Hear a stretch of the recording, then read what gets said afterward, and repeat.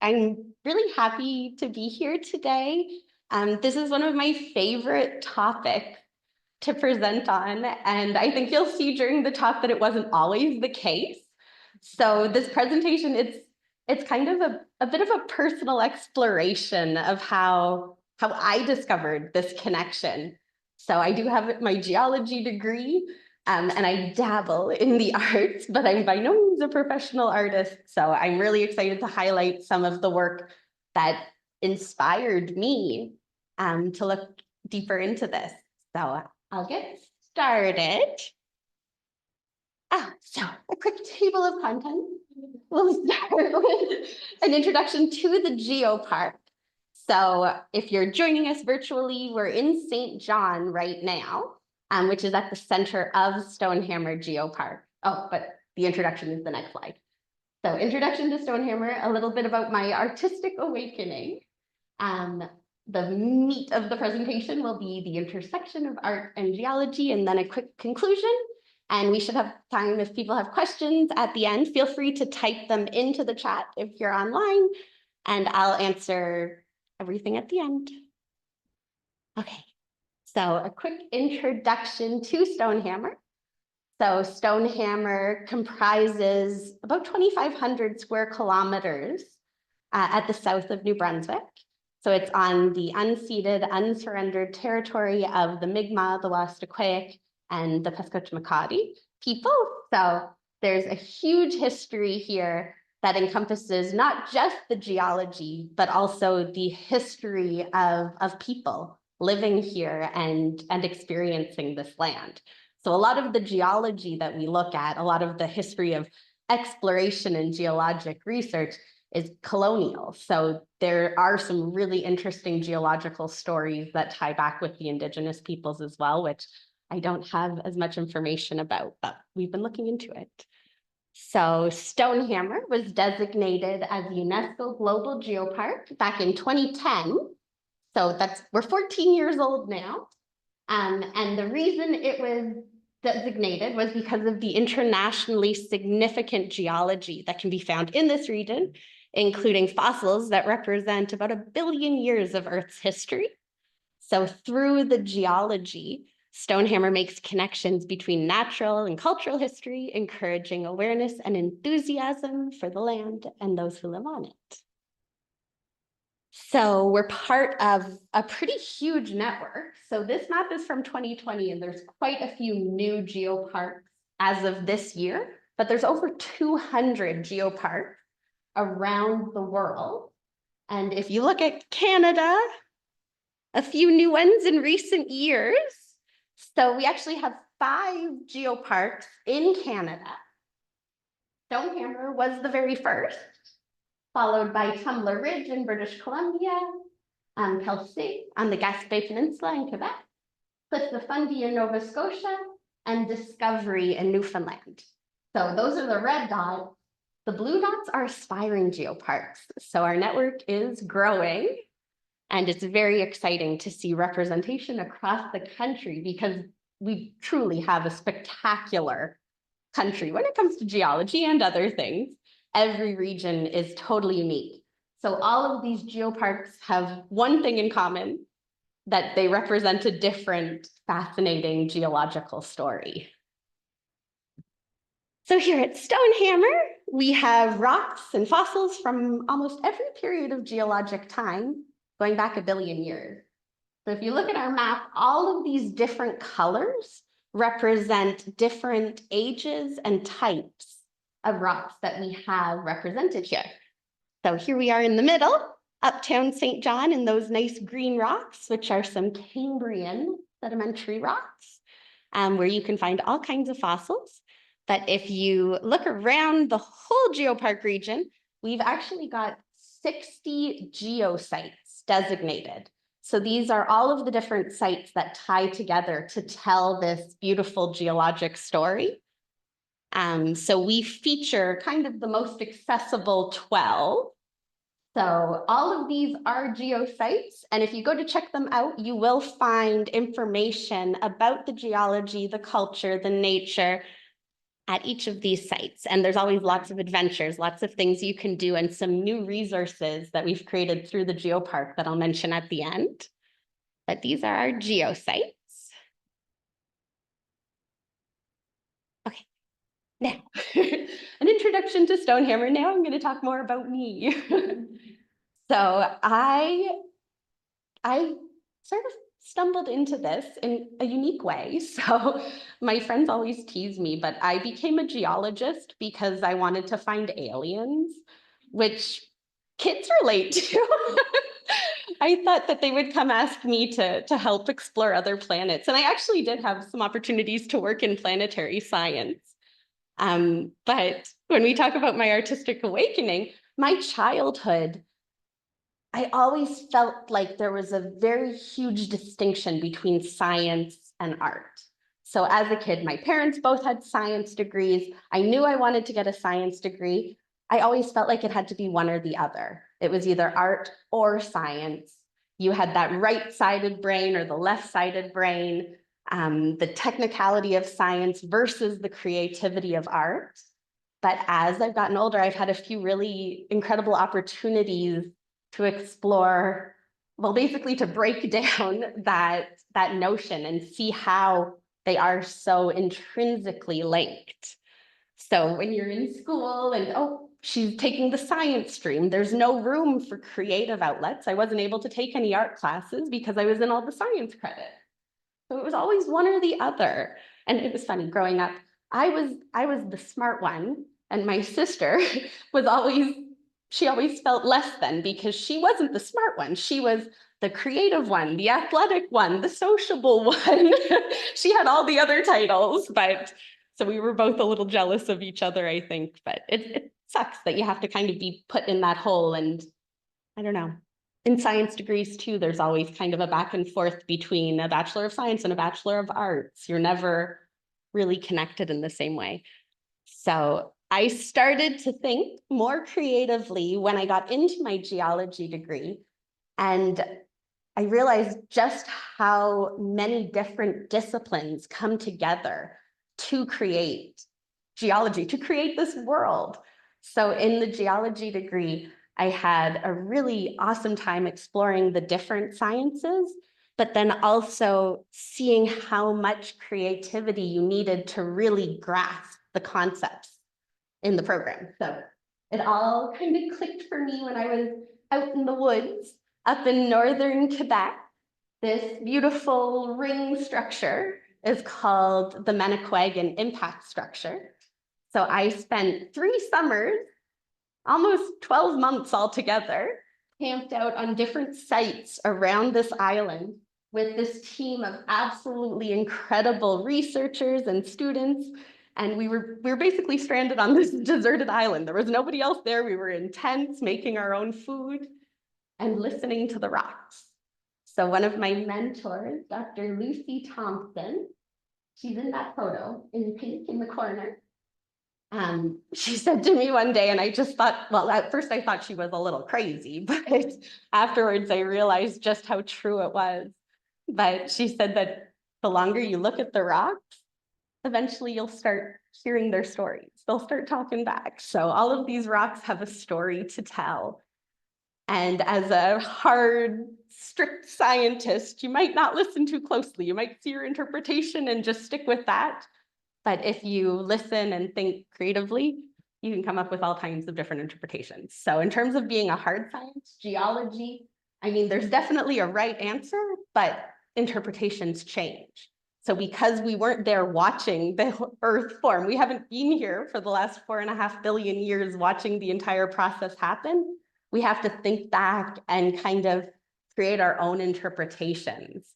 So when Manicouagan was first discovered, when they built the dam across the river and flooded this area, there's a huge hydroelectric dam. That's when the ring was exposed. And the early people there thought, oh, maybe a volcano. But it wasn't until the 70s, I think, that they actually identified it as an impact structure. So interpretations are always changing based on new information, and thinking creatively, you can come up with these glorious, colorful maps that I didn't appreciate as much in school when I had to figure out what they all meant. But now looking at them, It's really beautiful. So, dry. So I had another opportunity when I was studying. I actually made notes, but I'm not gonna read them. So, so I had an opportunity when I was studying at UNB to attend a summer program at the International Space University, which truly sounds made up, but it's a real place. And I got to hang out with all of these other people who also probably got into their career to find aliens. But yeah, it was a neat opportunity. So at the International Space University, we did all kinds of different projects, and it hosted somewhere different every year. But in 2012, when I took it, we were at the Kennedy Space Center. So we got to hang out with proper astronauts and rocket ships. We even launched, pretend. We made our own rockets and launched them off of one of the big launch pads. It didn't go very high, but yeah, so I met all of these like-minded individuals, and my big project with this group was about STEM education, which I think was a big buzzword in the States at that time, but I had never heard of it in Canada. So STEM, science, technology, engineering, and mathematics. So it was talking about those fields and how to kind of introduce and entice children into these fields. And one of the big pushes at this time was to include art. So turning STEM to STEAM, which I thought was so cool. And the people here, it was totally interdisciplinary. So a lot of the people studying with me there were a couple geologists, lots of rocket scientists. That don't impress me much, but lots of people in those kinds of technical disciplines, but there were also artists, there were lawyers, there were all kinds of creatives. So one of my friends from Canada, Renata, she's a stained glass lighting artist. And so she was there exploring all these concepts. I learned so much from her. And our project was called, oh gosh, what was it called? Well, it was about using STEM to using space to introduce students to STEM fields. So we created all kinds of resources through this. And it really opened my eyes and made me realize I didn't want to keep researching. I wasn't really in the right place as a researcher. That what I enjoyed was opening these doors for people. And so creating this access to space science, to geology, and art was such an exciting way to bring people into the field. So when I came back from the space program, I started looking into places where I could talk more about rocks. And I started looking for a job at Stonehammer right then, but there was nothing available. So I ended up at the New Brunswick Museum. And that was one of my first days with the giant trilobite. I found my happy place. And in the interpretation department at the museum, I got to spend all of my time in the galleries, bringing classes, talking to people about the different fields, and working with other interpreters who had all different backgrounds as well. So this is my friend Christiana Myers, who's an incredible artist, writer, curator. And she kind of brought me into, I was terrified to go into the fine art gallery at first. I thought someone would ask me a question and I didn't want to know, I didn't know what the answer would be. But Chrissy brought me in and taught me about some of these paintings, some of these historic artists. And I started to see the connections and just get excited about it. So it's always been my goal to create that same enthusiasm for learning about all of these different fields. So Chrissy was scared of the geology gallery. So I brought her down. Oh, I don't know if she'd admit that, but she was definitely a little nervous about the science side of things as a fine artist. But we had a really neat interchange. We were able to share our passions. And when someone's passionate about something, it just makes it so much more exciting. So when I started to put the two together, this is how the rest of the presentation developed. So I'm probably going to talk way too much. You can cut me off, Lynn, if I go too long. But the intersection of art and geology. So we've got our creative thinking side of things, artistic geology, geologic art, And then paleo art is what I get really excited about. So I've got some examples of Matt's to show there, not his artwork, but his research. So the first thing I wanted to focus on was just the creative thinking side of things. So does anyone recognize this guy? Very quick recognition. Leonardo da Vinci. Artist, geologist, scientist, everything. So even when I was reading about Leonardo da Vinci, they talk about him as an artist, yet he thought about things scientifically. They still can't put the two together. It's always one or the other.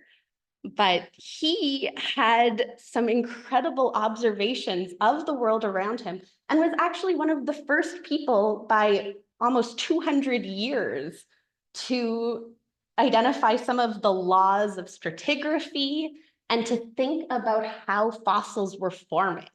So the original theory was that all of these fossils that he would see in northern Italy at the top of the mountains, that they had been brought there by a flood, by the Great Flood.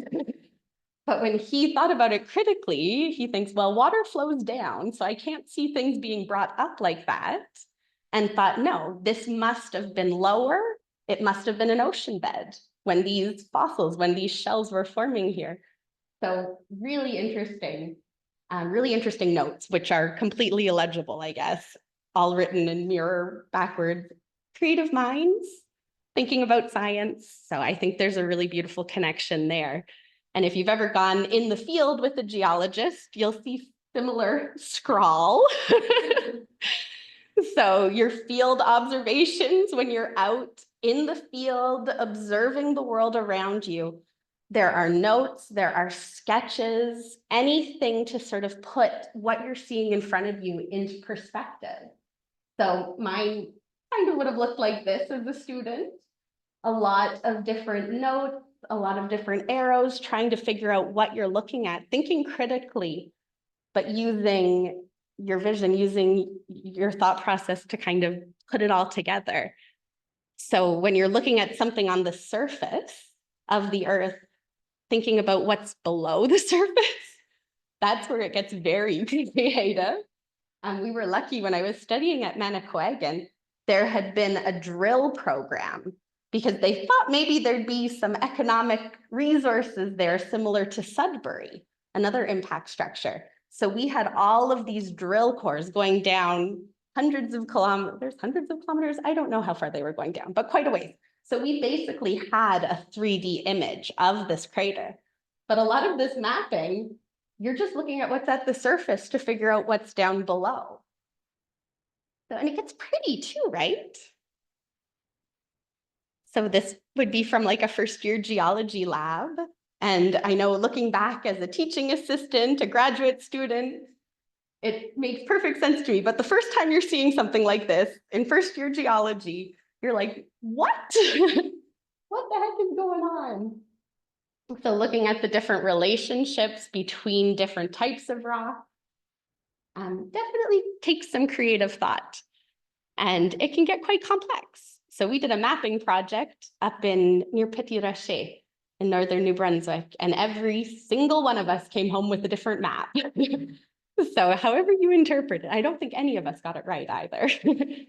But it's kind of fun, especially when you're looking at the top, thinking about what's happening underneath, and then try to put it in 3D. There's so many different interpretations, and being able to think about it and come up with the right solution. Maybe it's right for a time, and then some new information comes along, turns that theory on end, and you've got to change it all up. Has anyone ever done one of these? What is it called, a magic eye? Magic eye or stereogram. Stereogram, there you go.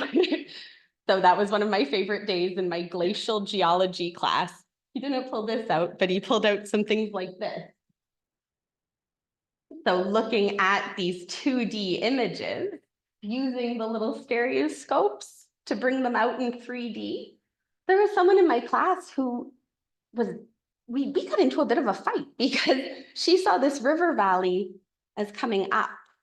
I was like, it couldn't be, it's coming down. but just different people see things differently. And you've got to be able to think critically to put it all together and figure out exactly what is going on there. So the little glasses are kind of like a cheat for the magic eye. Instead of having to cross your eyes, it'll bring the 3D image out. So yeah, so a lot of creative thought. And then if we look into sort of the artistic geology side of things, I know every single day that I'm outside, if you see a landscape, I always want to paint it. I'm not a good painter. I can't mix color, but I take so many pictures of rocks and sunsets and all of these the ways the colors play off of each other when you're looking at the rocks, when you're looking at the landscape, knowing what kind of geology is underneath, it's inspiring. So you've got your sunsets, you've got your rock outcrops, and then you've got the textures within those rocks. A lot of beautiful things in nature, and this gallery that we're in today is absolutely lovely too. A lot of beautiful foliage and artwork, but there's just something really inspirational. Have I said it? I missed a syllable. Inspirational about being outside and exploring nature and thinking about the people who witnessed these things changing over time and creating. So a couple inspirations. And then I remember going into my second year optical mineralogy class and seeing pictures like this on the wall and thinking it was stained glass art. But those are thin sections of minerals. So a rock that's been cut in half, grinded down to be very fine, and then you shine different types of light through it. And it creates these beautiful colors, which are nothing short of art. So a lot of inspiration there. So then when we get into the creation of art, a lot of it starts with these natural inspirations. If you're thinking about clays and pottery and dyes, that all comes from the earth historically. So it's all intrinsically linked back to the earth. So that type of creation. So Sheila shared an article with me about a soil scientist who got very interested in creating natural dye. So these are all natural watercolor paints created using different types of soil, which she has used to paint more soil horizons. Cool. And I came across this quote: when something is part of our environment for a long time, we often stop noticing it. So I thought that was really beautiful, just to look a little deeper and see what there is in nature, in our environment, that we can draw inspiration from.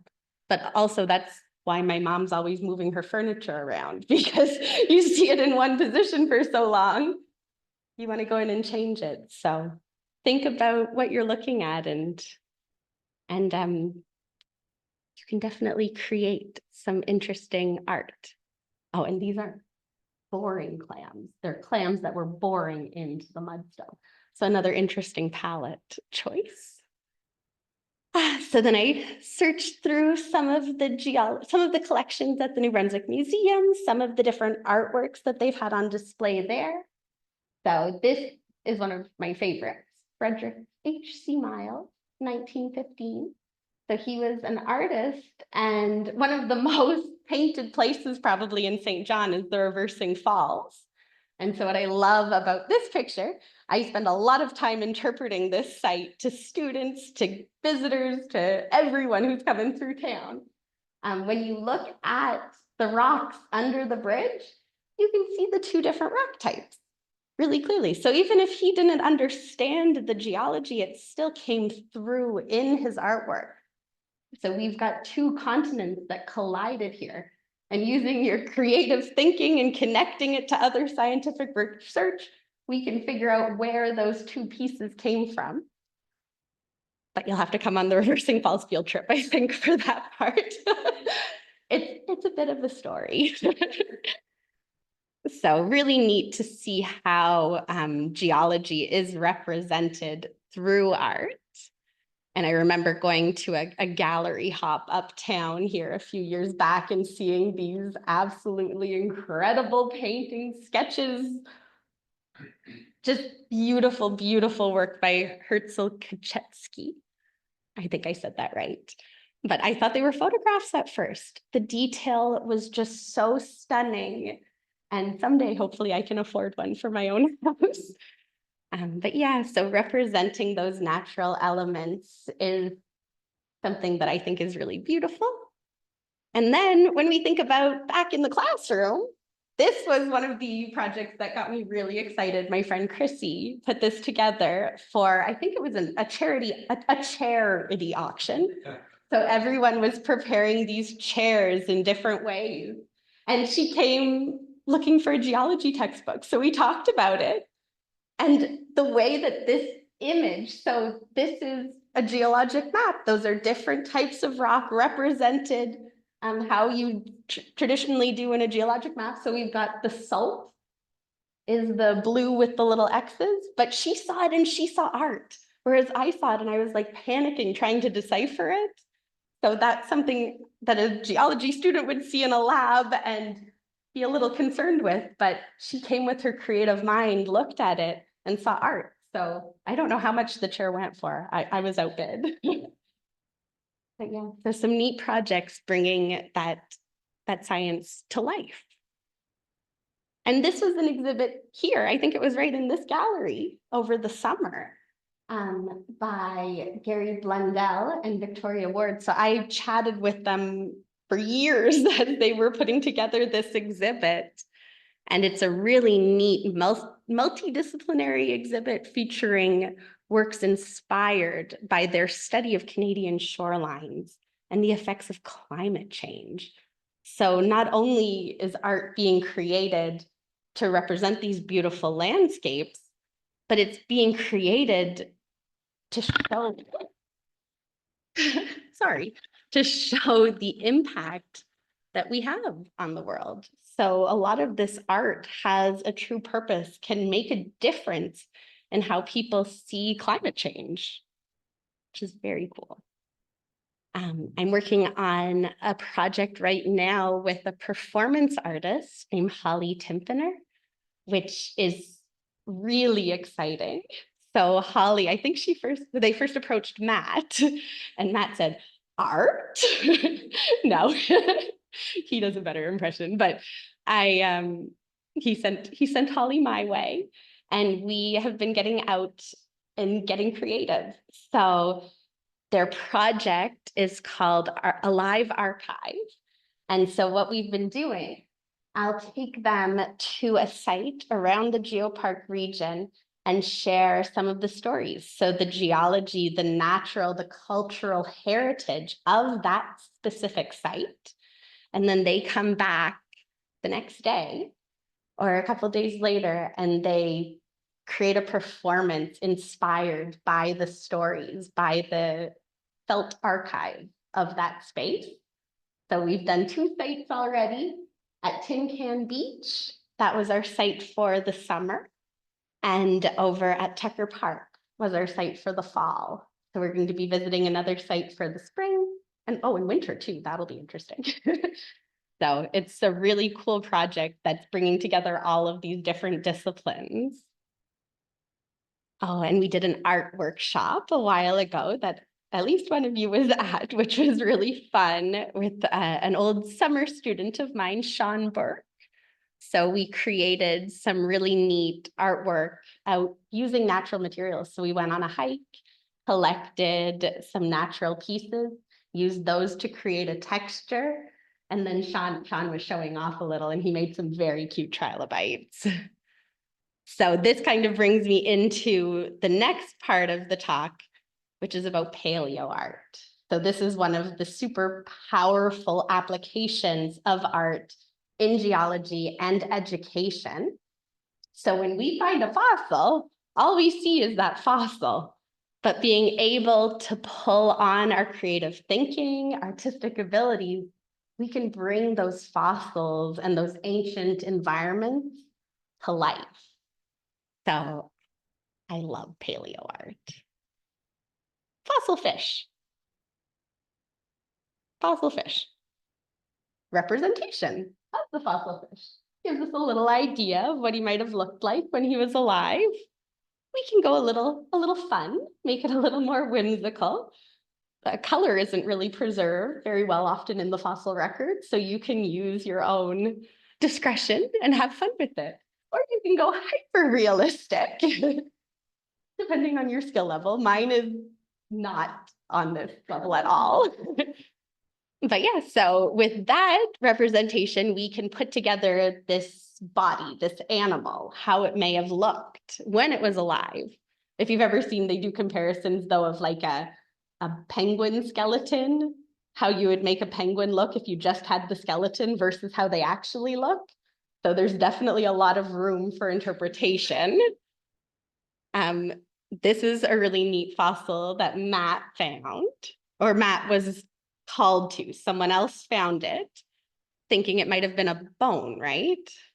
So they found this fossil, and by looking at it, by studying it, by figuring out what it could possibly be, they determined it's probably a burrow.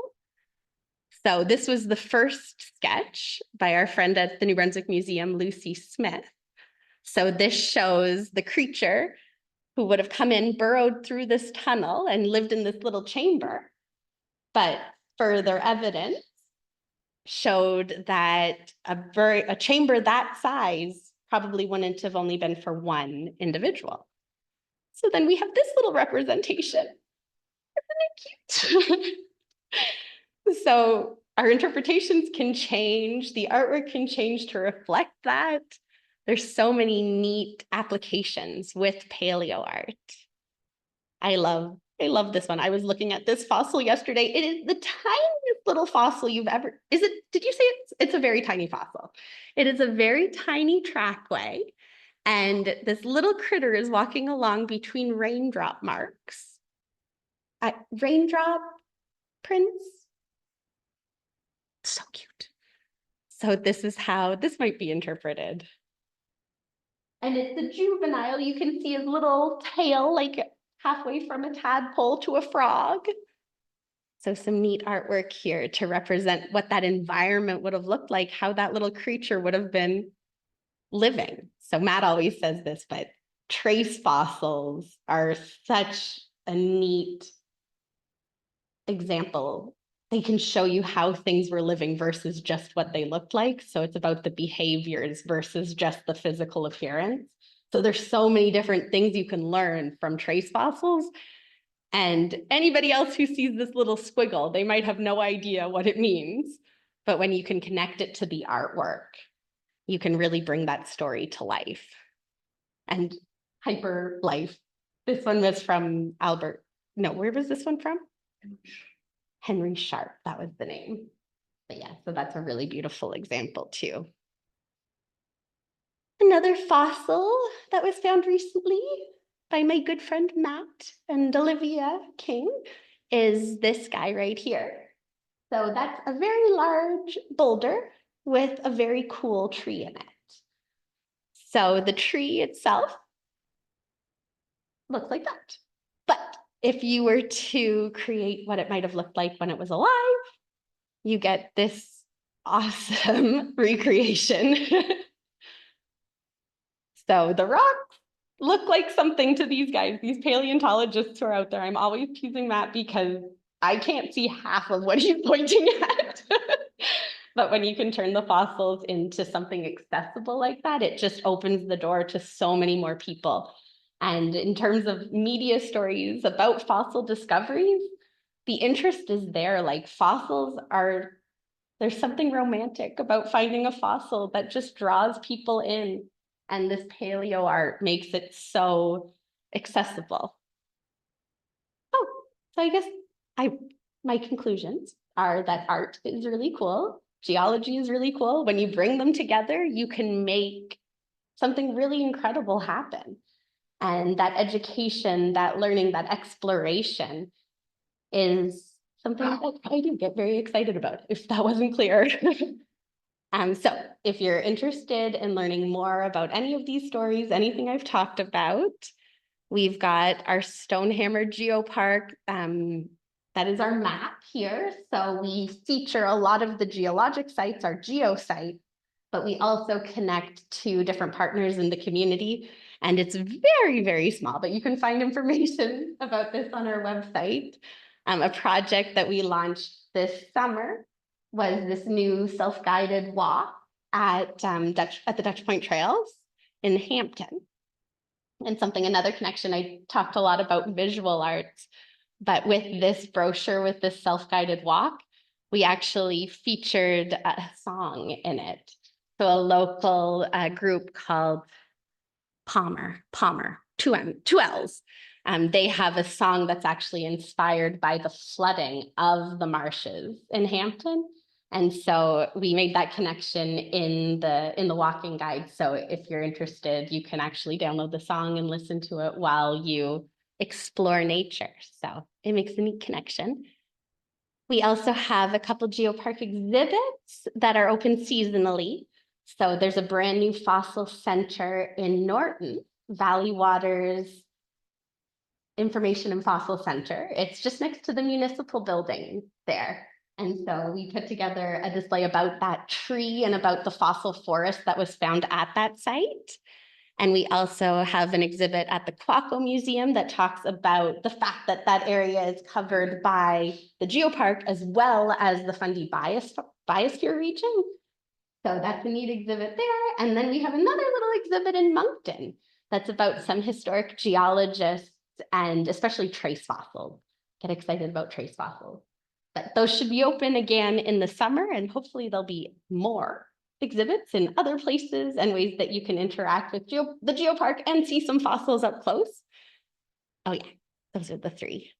And I just wanted to share a little sneak peek of a project that I've been working on that I think is going to bring a little bit more access to these huge concepts around the geopark.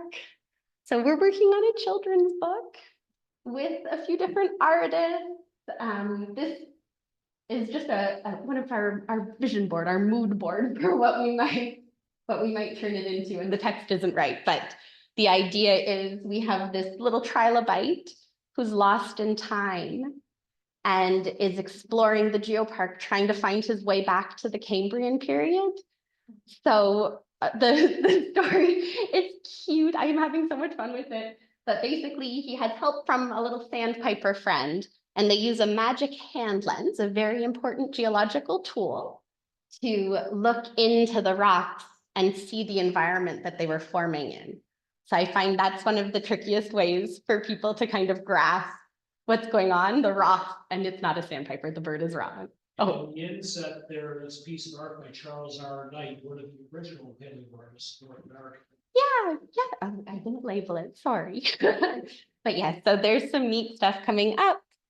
And yeah, if anyone has any questions, I'm gonna end it off there.